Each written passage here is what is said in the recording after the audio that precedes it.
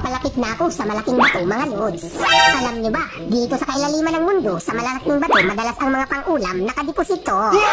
O diba, nakikita nyo naman, magkarap ang dalawang champion sa sabaw. Wow. Kaya naman, subukan kong pagpilihin para sabay ma-withdraw.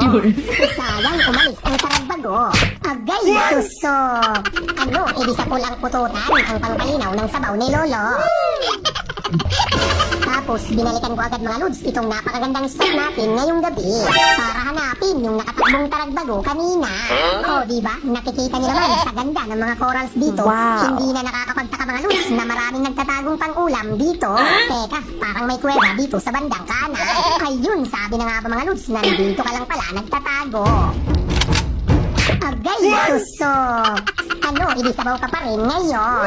Kaya naman, ang mahiwagang swat out mula dito sa Sikat TV ay para sa'yo. Idolay Albert Aviles from Pangasinan.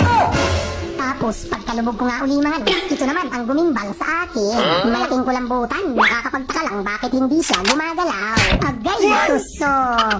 Ano, natikman niyo na ba mga lods ang adobo sa gata nito? Kung hindi pa, libre naman ang mangarap. Tapos mayroong napakalapad na payong na koral sa ating harapan mga lods. Nagagandahan din ang mga katabing bato. Wow. Kinakabahan na tuloy ako mga lods. Baka may nagtatagong masarap na pang-ulam dito. Ayun, may kuweba pala sa gilid itong malaking bato.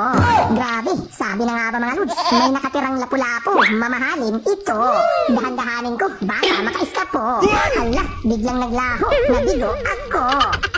Tapos may dalawang pusit na mabait akong nakita mga lods. O diba, nakikita niyo naman, gagawa pa ata sila ng formation. Kaya naman, antayin ko silang magdikit mga lods para dalawa sa isang pipit. Agay, tusok! Ano, ibitusok one take one na kalamares. Kaya naman, ang mahiwagang swat out mula dito sa Sikat TV ay para sa'yo. Idol si Jake Teologo from Libertad, Antique. Tapos, dito pa lang sa taas mga lods, may natanaw na agad ako. Napakalapad, lumalangoy sa kailaliman ng mundo. Wow. Grabe, malaking danoy, kukulangin ang sabaw na isang kaldero. Kaya naman, dahan-dahan dapat para hindi siya magulat at makaiskapo. O diba, walang kamalay-malay. Agay, tusok! Ano, kahit ka pa magpaikot-ikot, wala ka nang kawala dahil ulam ka na ngayon. Sobrang ganda talaga mga lods ng spot na nalubugan ko ngayong gabi. Thank you, Lord. Wow. Tapos medyo may kalaliman talaga itong spot na nalubugan ko ngayon mga lods. Mabuti na lang napakalinaw ng tubig dito sa kailaliman ng mundo. Kaya nga litaw na litaw ang kagandahan ng mga corals. Alam nyo ba, pag napanatili natin ganito kaganda, ang dagat, hindi tayo mauubusan ng pang-ulam. Wow. Ayun, may kuweba pa sa unahan, ano kaya ang laman? Naku, nandito ka lang pala nagtatago, napakalapad na ketong. Agay, tusok!